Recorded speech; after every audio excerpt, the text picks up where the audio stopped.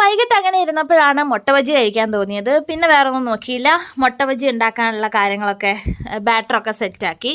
ഇവിടെ ഇപ്പം ക്ലൈമറ്റ് തണുപ്പിൽ നിന്നും മഴയിലേക്കും കാറ്റിലേക്കും മാറിയിട്ടുണ്ട്. പ്രത്യേകിച്ച് വൈകുന്നേരങ്ങളിൽ ഭയങ്കര അടിപൊളി മഴയും കാറ്റും ഒക്കെയാണ്. അങ്ങനെ കാറ്റും മഴയൊക്കെ പുറത്ത് തകൃതിയായിട്ട് നടന്നുകൊണ്ടിരിക്കുന്നുണ്ട്. അങ്ങനെ അകത്ത് ഞങ്ങൾ മുട്ട ബജി ഉണ്ടാക്കുക. പിന്നെ ആ ദിവസത്തെ ഫുൾ കാര്യങ്ങൾ സംസാരിക്കുന്നതെല്ലാം ആ ഒരു സമയത്തൊക്കെ ആയിരിക്കും. വൈകുന്നേരം അതിലേട്ടൻ വന്നതിൻ്റെ ശേഷം എന്തെങ്കിലുമൊക്കെ ഞാൻ കിച്ചണിൽ എന്തെങ്കിലുമൊക്കെ ഉണ്ടാക്കുന്ന സമയത്ത് അതിലേട്ടൻ വീഡിയോ എടുത്തു തരും, അതിൻ്റെ കൊടുത്ത് സംസാരിക്കുകയും ചെയ്യും. പിന്നെ മുട്ട ബജി ഇങ്ങനെ പൊട്ടിത്തെറിക്കാനുള്ള ചാൻസ് ഉണ്ട്. ചാൻസ് നല്ല പൊട്ടിത്തെറിക്കും അത്. അതുകൊണ്ടാണ് കുറച്ച് ദൂരെ നിന്നിട്ട് ഇത് മറിച്ചൊക്കെ ഇട്ട് കൊടുക്കുന്നത്. അങ്ങനെ മുട്ട ബജി എല്ലാം റെഡിയാക്കി കട്ടൻ ചായ ഉണ്ടാക്കി. അങ്ങനെ വൈകുന്നേരം മുട്ട ബജിയും കട്ടൻ ചായയൊക്കെ കൂട്ടി എല്ലാം വൈകുന്നേരത്തെ ചായ കുടിയൊക്കെ കഴിഞ്ഞു.